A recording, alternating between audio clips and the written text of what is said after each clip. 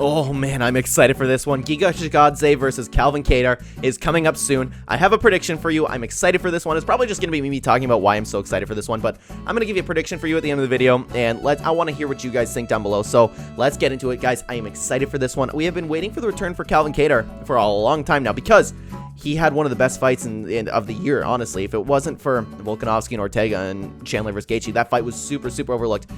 I never knew how tough Calvin Kattar was, honestly, and Holloway pieced him up, and I don't want to like, haha, you got pieced up, but man, he got punched in the face so many times and kept going forward, and I always think, like, that is the scariest fighter that you will want to come across in Calvin Kattar. If you can punch this guy so much in the face with all your power and just keep beating on him, and he would just walk forward like a zombie and still throw hands at you. It reminds me of Justin Gaethje in that sense, to be honest with you, but maybe even tougher. Because at least Gaethje is like, whoa, when he gets hit. Like, Kattar just, like, did this and kept swinging and kept moving forward. It was crazy. It was crazy to watch, so I'm excited to see his return. I hope there's nothing wrong with him, but the reason I mentioned that Holloway was just absolutely annihilating him is because what if he's not the same? We have seen fighters take that much damage and never return the same because, I don't even know. Like, you guys watched the fight. He must have been in the hospital for 1,000 years. He took so much brain damage in that fight. I hope he's okay. I really do, but I worry about him. I worry that he won't show up the same. Does he want to go through something like that again? We've shown that he's super tough, but maybe he doesn't want to go through something like that again. Maybe he changes up his style a little bit. Maybe he fights a little bit more defensive. You know what? We've seen fighters lose and then come back and be stronger. We don't know that's the case until we actually watch that fighter. But Giga, man, that guy's been on a tear. Since he got into the UFC, he's seemingly unstoppable. I will say, though, he hasn't fought really. He's only had one fight that a lot of people think is really proving him to be the real deal. He fought Cub Swanson, destroyed him. Man, and I love Cub Swanson. But then again, I have to think, is it just because Giga's good? Or is it because Swanson's towards the end of his career?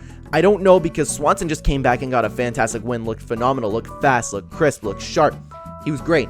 Everything about him looked fantastic. So I don't know. I'm starting to lean towards maybe that's just Giga being Giga, and he's a fantastic fighter. What really sealed the deal for me was Edson Barboza. I truthfully believe that Edson Barboza was going to be, when he moved down to 145, I believed he was going to fight for the championship and become champion. He's an amazing fighter. I love everything about Edson Barboza. He is so technical, he's so fast, and that's why I love watching him. And I was so excited for that matchup with Giga because they have such similar styles. And if someone's comparing you to Edson Barboza, that's a pretty good style. And I don't know if he's better. Well, obviously, I guess he is better because he did beat him. I wish we could have seen a little bit more of that fight and a little bit more of a war. And it's tough for me to say which fighter has better stand-up because, like, obviously he knocked him out. It was great. I loved watching it. I would like to see him fight one more guy before I decide, you know what?